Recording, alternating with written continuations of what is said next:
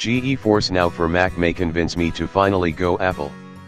I'm a Windows, and occasionally Linux, guy, and I've never really considered getting a MacBook, mainly because, above all, I'm a gamer. Switching to Apple's operating system would mean I'd have to drop access to a number of my games. Sure, I could try dual booting Mac OS with Windows 10, but that defeats the object of getting an Apple machine somewhat, and Apple's laptops and desktop machines aren't as tinker-friendly to people who want to eventually upgrade their hardware to keep up with modern games, like me.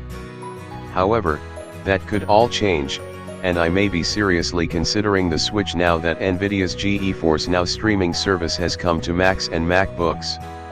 Though, the service is still in beta. It allows you to stream games that you've bought from Steam and other services to Macs, and the games are powered by a remote machine with a GTX 1080 GPU, which means you only need an internet connection to play. All the heavy lifting is done by this remote machine.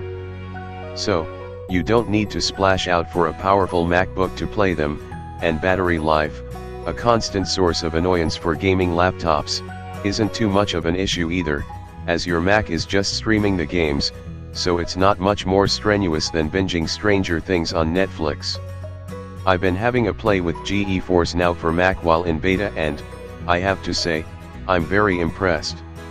I tried out the immensely popular PlayerUnknown's Battlegrounds, an online game that's currently taking the world by storm, but isn't currently available for Macs. I played it on an aging MacBook, one that would struggle to run PlayerUnknown's Battlegrounds even if it was available for Mac OS, due to its underpowered innards, and it performed remarkably well, so much so that I pretty much forgot that I was playing a game streamed from a remote machine. The service was fast and responsive enough that it felt like I was playing locally. That means there was no perceptible lag, something I had worried about, as the process of streaming an online game to a remote device, then sending the instructions back as I moved and shot my way across the map, could potentially introduce a delay that would prove deadly in a fast-paced shooter. However, streaming the game didn't appear to have any impact on my performance. I died quite a few times, but that was more down to my rubbish ability at that game than anything I could blame on GeForce Now. Another nice side effect I noticed when using GeForce Now on a MacBook was because it was simply streaming, and not stressing out its components by trying to pump out graphics, sounds and more, the MacBook didn't get overly hot. For anyone who has played games on a gaming laptop and been annoyed at the heat produced, and the noise from the fans kicking into life, this will be a blessed relief. Time to go Mac.